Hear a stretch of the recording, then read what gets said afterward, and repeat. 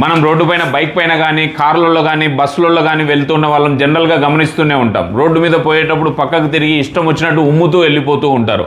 అది ఎంత ప్రమాదకరమైనదో తెలుసా? మీకు కానీ మీ ఫ్యామిలీ మెంబర్స్కి కానీ మీ వెనకాల వచ్చే వాళ్ళకి కానీ ఇది ప్రమాదకరమైన రోగాలను వ్యాపింపజేస్తుంది. మేబీ కొన్నిసార్లు మీకు అది మీలో ఉన్న మీకు ఏమీ వ్యాధి కలిగించకపోవచ్చు. అది ఎందుకంటే మీలో ఉన్న రెసిస్టెన్స్ కారణం అవ్వచ్చు.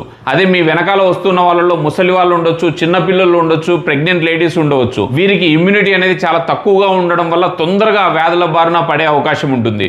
ఆ ఉమ్మిలో ఉండే రకరకాల బ్యాక్టీరియా కానీ వైరస్ కానీ ఎలా వ్యాప్తి చెందుతుందంటే మీరు ఉమ్మినప్పుడు వచ్చే డ్రాప్లెట్స్, చిన్న చిన్న ఆ డ్రాప్లెట్స్ వల్ల కానీ క్షయవ్యాధికి కారణమైన బ్యాక్టీరియా ఉమ్మిన తర్వాత ఉమ్ము ఎండిపోయిన తర్వాత కూడా కొన్ని వారాల పాటు బ్రతికే ఉంటుంది, గాలిలో తేలుతూ ఉంటుంది. ఎవరికైనా అది పీల్చుకున్నప్పుడు వాళ్ళ శ్వాసకోశాల్లోకి ఎంటర్ అయ్యి ఆ వ్యాధిని కలిగించడానికి కారణమవుతుంది. అలాగే న్యూమోనియా, ఇన్ఫ్లుయెంజా, మెనింజైటిస్ను కారణమయ్యే కొన్ని రకాల వైరస్లు కూడా కొన్ని రోజుల పాటు అలాగే బ్రతికే ఉంటాయి.